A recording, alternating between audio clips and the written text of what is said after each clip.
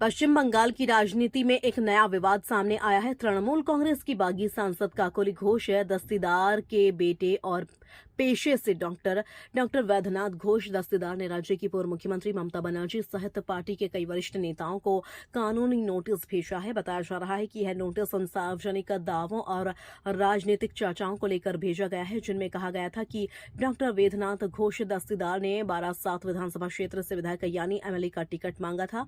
हालांकि डॉक्टर वैद्यनाथ ने इन सभी आरोपों को सिरे से खारिज कर दिया है। कानूनी नोटिस में उन्होंने साफ कहा है कि उनकी किसी भी प्रकार की राजनीतिक महत्वाकांक्षा नहीं रही है और न ही उन्होंने कभी 12/7 विधानसभा सीट से किसी राजनीतिक नामांकन या टिकट की मांग की थी। नोटिस में ममता बनर्जी के साथ साथ महुआ मोइत्रा, कल्याण बनर्जी, सौगत रॉय और सोनाली गुहा सहित कई तृणमूल नेताओं से मांग की गई है कि वे नोटिस मिलने के 15 दिनों के भीतर सार्वजनिक रूप से अपना पक्ष स्पष्ट करें और कथित गलत बयानों के लिए माफी मांगे। इसके अलावा नोटिस में यह भी कहा गया है कि सार्वजनिक रूप से यह स्वीकार किया जाए कि डॉक्टर वैद्यनाथ ने किसी राजनीतिक टिकट की इच्छा व्यक्त नहीं की थी और उनके निजी आचरण एवं चरित्र को लेकर किए गए किसी भी कथित गलत बयान को वापस लिया जाए। अब इस कानूनी नोटिस के बाद पश्चिम बंगाल की राजनीति में नई बहस छिड़ गई है और अब सबकी नजर संबंधित नेताओं की अगली प्रतिक्रिया पर टिकी हुई है।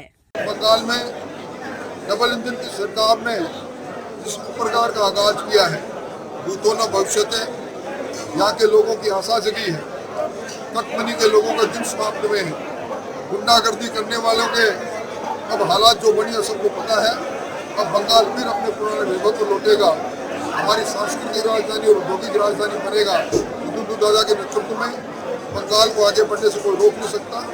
आज उन सब कार्यकर्ताओं का जिन्होंने भवानीपुर के अंदर दिन और रात लगाकर काम किया, मुक्त होकर काम किया, उनका सबका अभिनंदन था। तो मुख्यमंत्री जी आए, उनको धन्यवाद देने के लिए मैं आया हूँ।